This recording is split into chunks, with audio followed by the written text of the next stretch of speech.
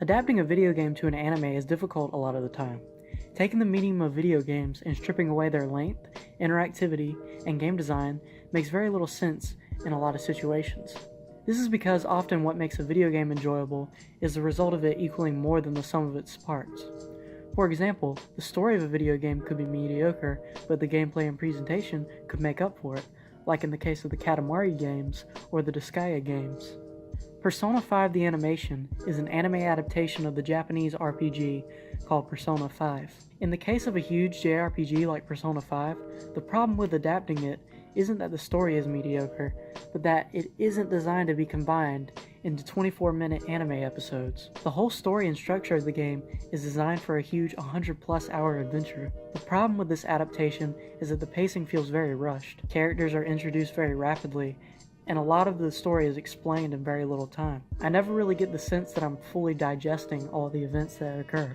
The show starts off with our main character Rin being questioned by an investigator over starting some mysterious group of people known as the Phantom Thieves. Rin explains to the investigator how the group was started, and this is where we cut to the events of the story.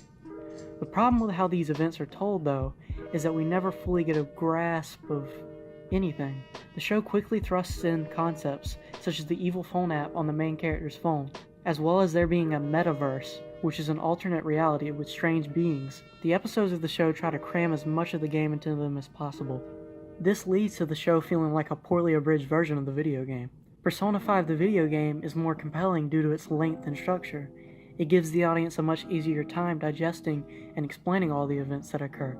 One of the main reasons why JRPGs are so compelling to begin with is that you get to see this long narrative play out, and you really feel like you've been on a journey with these characters. You really get to know them. A JRPG doesn't have to fit within rigid 24-minute structures that an episode of an anime does. Adapting that kind of video game story to an anime doesn't always translate well.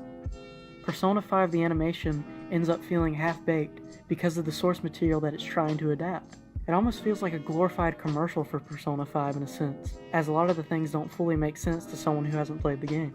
It feels like it was designed to make non-game players go, huh? What? So that they will buy the game in order to get the full context of the events that are happening in the story. Well, that's all for this video. Leave a like on the video if you enjoyed it, and subscribe if you want more content. I'll see you in the next video.